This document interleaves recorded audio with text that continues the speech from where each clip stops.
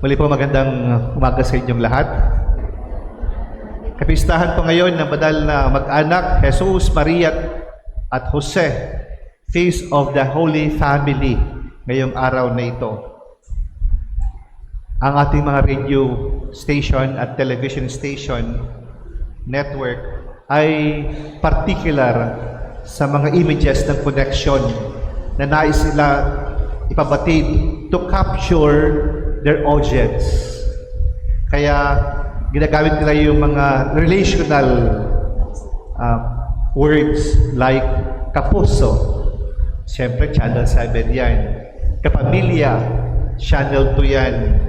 Kapanalig, siyempre ang ating radio station official ng Catholic Church, ang Veritas. Kapatid, ang Channel 5. At yung iba pang mga ginagamit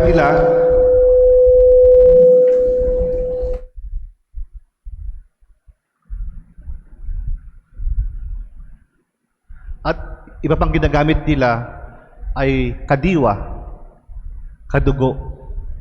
So lahat ng ito images of relationships. At pinahalagahan natin, these are ways to express fundamental connections with one another.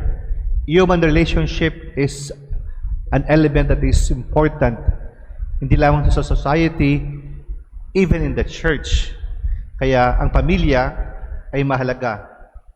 There is a caption that caught my attention that St. John Paul II had stated. Sabi niya, ang pamilya, ang sentro at puso ng sibilisasyon ng pag-ibig. The family is the center, the core, the heart in the civilization of love. Kaya saan natututo unang-una? Kasi ang ating mga pamilya, ang unang paaralan ng mga bata. Ang ating pamilya, ang unang domestic church na binabanggit natin. Ang unang pamilya, the church in the home. Malala ko nung kaigtian ng pandemya, napaka-creative ang mga parents to turn their homes into a small chapel. At least, particularly, sa isang lugar na meron sila para makapag-TV mass o kaya makapag-online mass. Kasi noong ako'y nasa seminaryo pa, malala ko, gumawa yung bawat seminarista ng chapel, small chapel, to join me every day of their prayer time. Kasama rin ng mga magulang na and mass every day. I see them over at least the cameras na meron sila. Daily basis yon. A family gathered in worship. Kaya sabi ko, the first school of discipleship would be the family.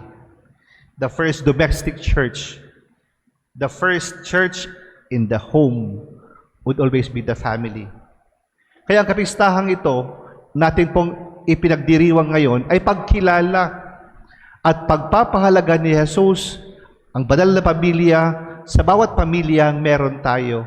Dahil pinili ng Diyos na pumasok sa loob ng pamilya. Kaya nga, ipinanganak siya. Very particular tayo sa sabsaban. Saan mo yun? Andun. Kakamali na po ako kasi yung kalimitan dito sa kanan yung mga churches namin doon sa kabila. Andito, yung ating pong kasama ang magulang, tatay, nanay, at si Jesus. Particularly, an image portraying how family is so precious. My dear sisters and brothers, the family remains to be the fundamental human connection, whatever that is. In spite of its flaws, in spite of its shortcomings, walang perpektong pamilya. Lahat may pagkukulang, lahat may kakapusan, in whatever area in the family. And sometimes we are tested by circumstances of life. That even our love are questioned, our affections are questions, and our forgiveness are questions. We are questioned by circumstances of life.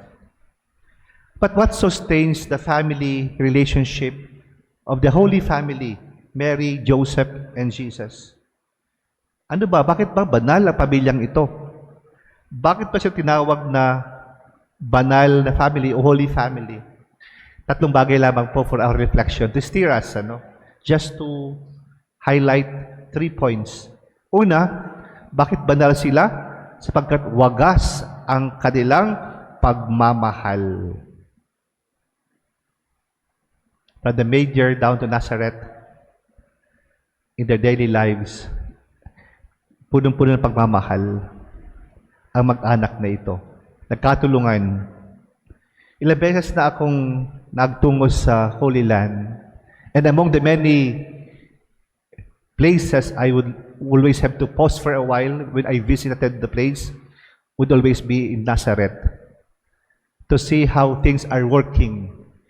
I was imagining on how things are done by the carpentry house of Joseph, by at least the kitchen of Mary, the mother, and how Jesus had participated. But it was profounded by love. Kaya masaya pamilya mag-anak in spite of their limitations at that time. Second, malalim na pagtitiwala sa Diyos, sa Ama. Di ba nagpaubaya? Imagine the two announcements in the life of Mary and Joseph. Si Jose wala nga siyang sinabi eh. Tumahimik nga siya. Not a single word.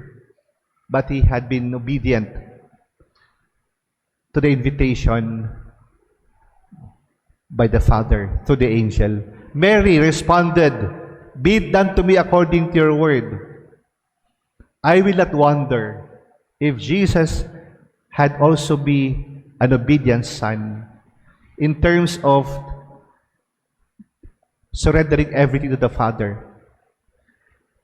Maximum na obedience niya, "Into your hands, Father, I commend my spirit." To the max na yon, everything. Even the prayer that He taught us, "Thy will be done on earth as it is in heaven." Malalim na pagtitiwala. The act of surrendering everything to the Father made this family a holy family. And finally, yung tapat na pagtalima. Sa lahat ng pagkakataon ng ilang buhay, sumunod sila. Even at the point of dying on the cross. Even at the point of giving up the most precious son of Mary for the mission. Even surrendering everything. Everything. Nothing was left. So significantly, these images of the Holy Family will invite us to reflect on how much we are loving each other in the family. On how much we are loving the Father. Pangalawa, on how much we are trusting.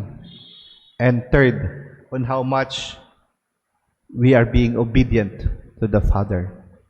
Amen.